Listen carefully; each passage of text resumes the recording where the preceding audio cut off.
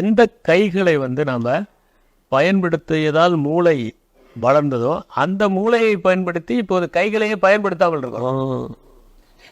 நல்ல கணக்கு அந்த மாதிரி தானே. கான்டெம்பரரியில சில யதார்த்த பலகீனங்களும் இருக்கு. ஒரு மனுஷனால இவ்வளவு இருக்கு. ஓகே, நான் என் ஜன்னலை திறந்தனா அவ்வளோ இருக்கு, நான் எப்படி இதெல்லாம் எனக்கு வேண்டாம் அந்த இடத்துலதான். அதுதான் நான் இப்பவே சொல்றது என்னன்னா, வைராகியம் ரொம்ப முக்கியம் இல்லையா. அதை விளையாட்டு போல சொல்லுவேன் நான். வைரம் எடுக்கவும் வைராகியம் வேண்டும், வயிறை குறைக்கவும் வைராகியம் வேண்டும். முதல்ல கூட ஈஸி சார், ரெண்டாவது சொன்னீங்களே அது ரொம்ப கஷ்டம். அதனால இப்ப வைராகியம்ங்கிறது அதை யார் வளர்த்துக் கொள்கிறார்களோ அதுதான் மெயின். நான் என்ன சொல்ல, மோட்டிவேஷனுங்கிறது வேற எதுவுமே கிடையாது. இங்க வைராகியமா இருக்கணுங்கிறதா. வைராகியம் எங்கு ஆரம்பமாகிறது அப்படின்னு பாருங்க.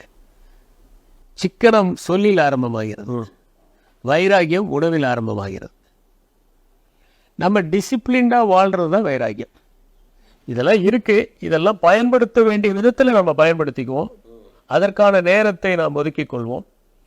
மற்ற நேரங்களில் நம்ம என்ன இலக்குங்கிறது அதை இன்னொரு முறை நான் பல இடங்களில் சொல்லியிருந்தாலும் நான் நிறைய வாசகர்களை நீங்கள் அடையிறதுனால நான் சொல்லக்கூடியது, வாழ்க்கையில் ஒரு நோக்கம் இருக்கணும். உங்களுடைய நோக்கம் என்னென்னா, இப்போ வந்து இந்த பிகைன் வுட்ஸில் நீங்கள் என்ன இப்போ இன்டர்வியூ பண்ணுறது உங்கள் நோக்கம் கிடையாது, இது இலக்கு தான்.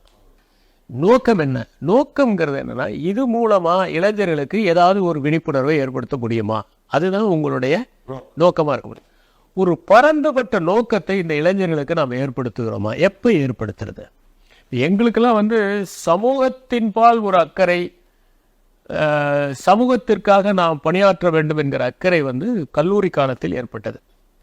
அந்த நோக்கத்தை நீங்கள் ஏற்படுத்துகிறீர்களா அப்படிங்கிறது ஒரு முக்கியமான விஷயம். பட் சமூகம் மாணவர்களையோ அல்லது இளம் தலைமுறையோ ஒரு நோக்கத்தை நோக்கி நகர்த்துதா? ஏன்னா கம்ப்ளீட்லி ஒரு கன்சூமரிக். அதை தான் நான் முதல்ல இருந்து சொல்றேன்.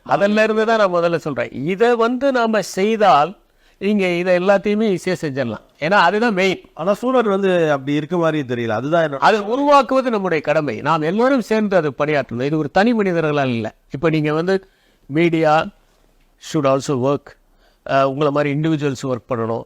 எல்லாரும் சேர்ந்து ஒர்க் பண்ண வேண்டியதுதான். என்னன்னா அதனுடைய முக்கியமான நோக்கம் என்னன்னா, அவர்களுக்கு ஒரு நோக்கத்தை மட்டும் அவர்கள் மனத்தில் ஏற்படுத்தி விட்டால் இதில் இருந்து, இந்த டிஸ்ட்ராக்ஷன்ஸில் இருந்தெல்லாம் அவங்க விடுபடுறது ரொம்ப ஈஸியாயிரும். நேரத்தை அவர்கள் உருவாக்க கற்றுக்கொள்வார்கள். நேரத்தை உருவாக்கி அந்த நேரத்தை செம்மையாக முதலீடு செய்ய தொடங்கி விடுவார்கள். அந்த முதலீடு செய்வது தான் முக்கியம். எதில் முதலீடு செய்கிறீர்கள்? ஒரு பக்கம் நேரத்தை உருவாக்கி நோக்கம் அவங்களுக்கு அடைந்து ஒரு முதலீடு செய்தல்ங்கிறதுலாம், கடைசியில் ஓவரால் மார்க்கெட் எப்படி இருக்குன்னு கேட்டால், நீ வா, படி, சம்பாரி, செலவு பண்ணு, என்ஜாய் பண்ணு. ஆக்சுவலாக உங்களுக்கான நோக்கங்களையே கொடுக்காம இருக்கு. இது ஒரு சோஷியலாகவே சிக்கலாக இருக்குன்னு நான் பார்க்குறேன். நீங்கள் இந்த ஆனி லியோன் எழுதியிருக்கிற புக்கை படிச்சிருப்பீங்க, பொருட்களின் கதைன்னு. ஒரு அற்புதமான புத்தகம். அதில் என்ன, கடுமையாக அமெரிக்காவில் எல்லோரும் உழைக்கிறார்கள்.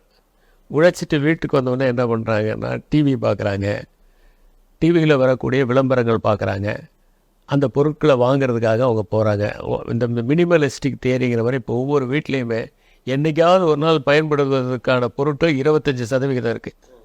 அது வருஷத்தில் ஒரு நாள் பயன்படுமோ என்று வாங்கி வைத்த பொருட்கள். அப்போ நீங்கள் என்னென்னா, இந்த உங்களுடைய எல்லா விதமான இந்த டிஸ்ட்ராக்ஷன்ஸு, எல்லா விதமான உங்களை இது பண்ணக்கூடிய மனநிலையிலிருந்து அவர்களை ஒருங்கிணைப்பதற்கான முயற்சி அப்படிங்கிறது ஒரு மிகப்பெரிய முக்கியமான பணியாக இருக்க வேண்டும். அந்த பணியை செய்வதும் இந்த காலகட்டத்தில் மிகவும் தேவைப்படுகிறது.